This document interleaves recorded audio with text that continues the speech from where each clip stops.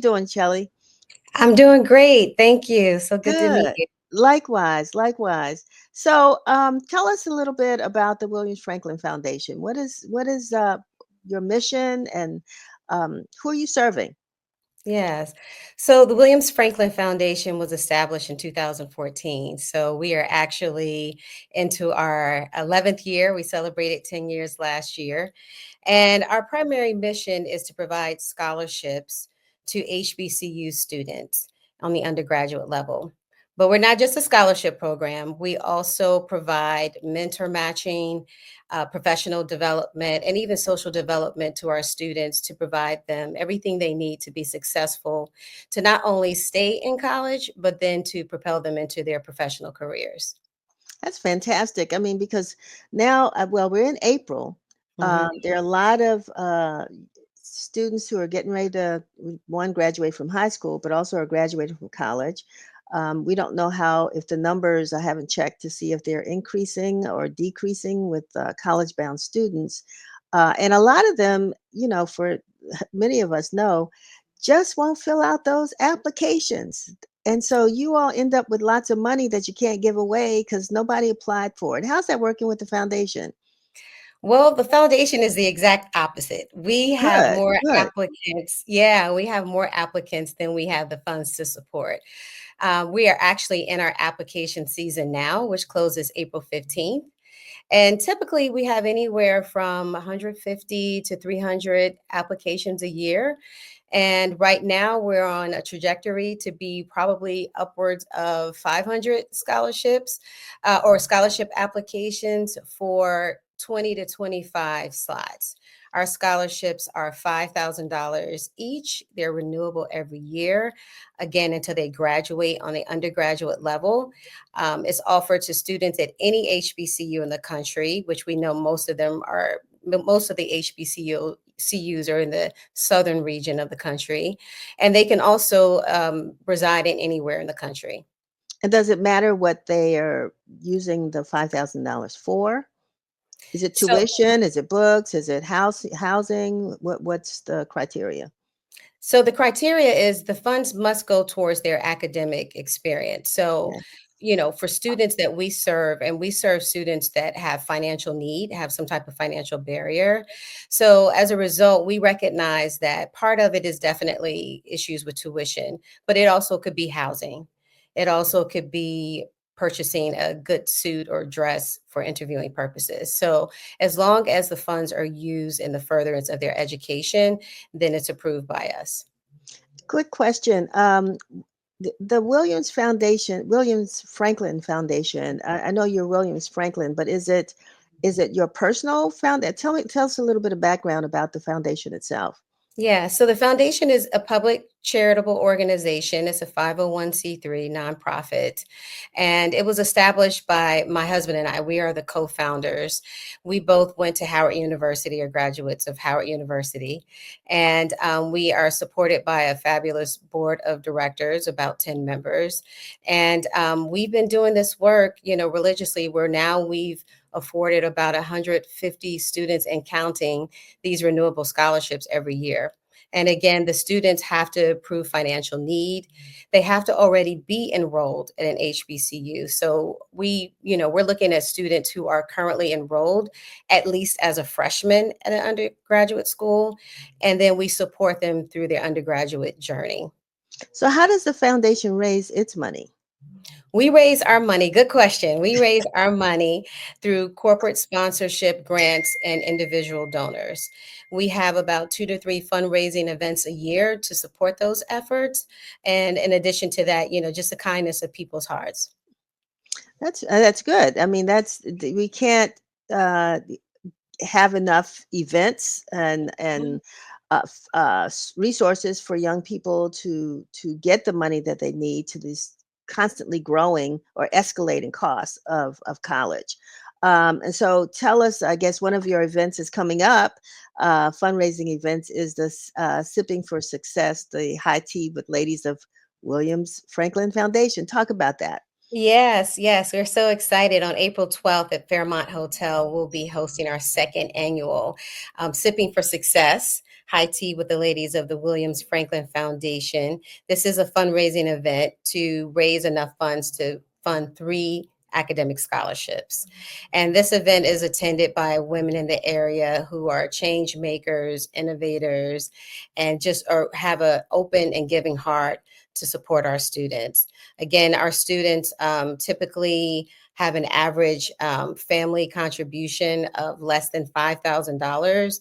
We have at least 4 of our current students who have a family contribution of below zero.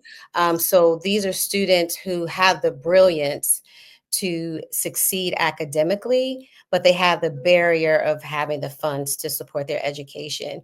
And so our goal is really to rectify that through having these events like the tea. And then after that, we have a golf tournament, which will be our 5th annual golf tournament on June 16th to do the same thing. Nice. Okay. And so I assume that the tea and the golf tournaments have been pretty successful over the years to help to raise the money that you need to give to the students. They have been, along with we have grant partners as well who've also helped to fund several of our scholarships. And we also just have great corporate sponsors that we partner with as well.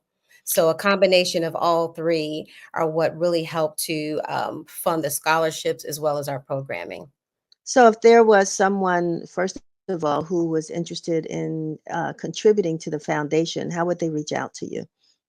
So there are a few different ways. We are on social media at WFF Scholarship, but we can also be reached by email at info at wmsfranklinfoundation.org. And we also can be found on our website at www.wmsfranklinfoundation.org. And for students who are interested in applying for a scholarship, where would they go? They can also go to our website as well as our Okay. social media where they will find a link that will take them directly to our application.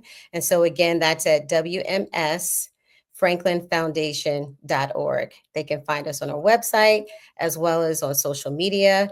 I'll say Instagram, particularly for young people, which is at WFF Scholarship. And what kinds of things do you ask for on the application for the students? Because, sometimes parents end up filling them out. Sometimes students have to do it all themselves. They don't have the parental support. So, what kinds of things do you ask for? In addition to completing an application, students will also have to submit a written essay, 2 letters of recommendation, a copy of their transcript, as well as their student aid index form. And then that's the first part of the process. Then once our selection committee, which is an independent body, reviews, scores, and ranks them all, then the final student will then go before our board of directors for an interview. And then from there, we make our selection. And then we begin our programming year, which we find is very important because these are the support services that our students need to not only, the scholarship is one piece, but again, we also provide what we call like these wraparound services, as most of our students are still first generation students in college and or just need the support. So we host several webinars throughout the year that Mm. range from mental health to personal and professional branding, financial wealth building, even on interviewing and resume technique skills.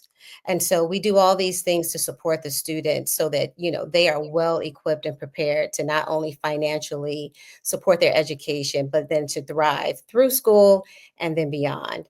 And, we really see our scholarship as more than just a $5,000 scholarship. It's really a $15,000 to $20,000 investment we're making per student because this is a renewable scholarship every year. And when you think about how much we're saving them on the front end versus them having to take a loan out on the back end, it really saves them at least $60,000 in the long run. So it's worth the investment.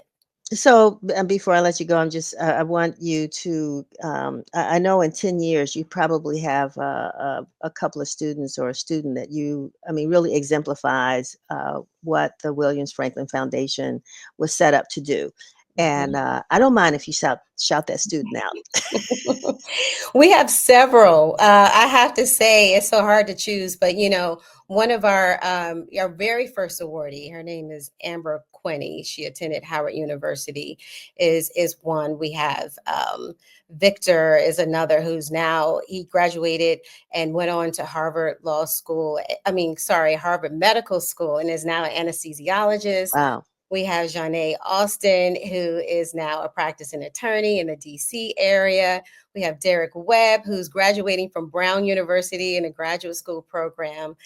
We have so many I could name of great success stories that have come out of the Williams Franklin Foundation.